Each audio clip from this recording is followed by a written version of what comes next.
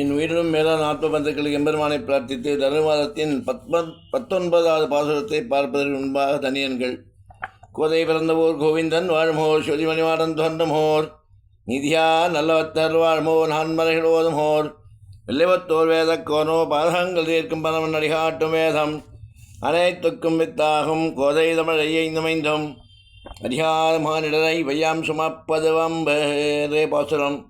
குத்து விளக்கெரிய கொட்டக்கால் கட்டின் மேல் மெத்தெண்ட பஞ்சசயனத்தின் மேல் ஏறி கொத்தலர் பொங்குழன பின்னை கொங்கை மேல் வைத்த கிடந்த மலமார்பா வாய்தவாய் மைத்தடங்கணிகாணி உண்மனாளனை எத்தனை போதும் துயில ஒட்டாய்கான் எத்தனை ஏறும் விரிவாற்றுகில்லாயால் தத்துவமன்று தகவேலோ எம்பாவாய். இந்த பாசுரத்தின் பொருள்: குத்து விளக்கு எரிந்து கொண்டிருக்கிறது.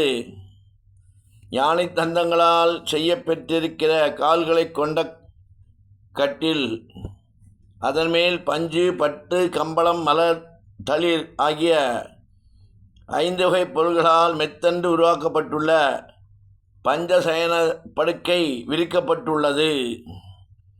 கூந்தலில் கொத்துமலர் சூடிய நப்பின்னை அதன் மீது படுத்திருக்க, அவளின் மார்பனையில் தலை வைத்து படுத்திருக்கும் கண்ணனே, வாய் திறந்து எங்களோடு பேசு.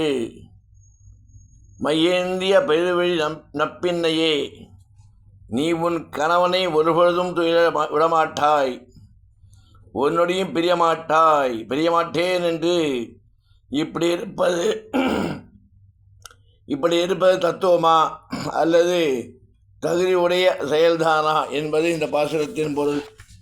திருவானைப்புறத்து ஜகத்தொதித்தால் வாழிகை, திருப்பாய்ப்பதும் செப்பினால் வாழியை, பெரியாழ்வா பெற்றெடுத்த பெண்பிள்ளாய் வாழியை, பெரும்போதோ மாமணிக்கு பின்னானால் வாழிகை, 141 வாழியை, உயர்கே கண்ணி உகந்தளித்தால் வாழியை, மறுபாரும் திருவல்லி வளநாடு வாழியை, வன்புதுவை நகர்கோதை ஆண்டாளின் திவ்ய மலர் பதங்கள் வாழிய வாழிய பெருமா ராமானுஜ திவ்ய திருவடிகளே சரணம்.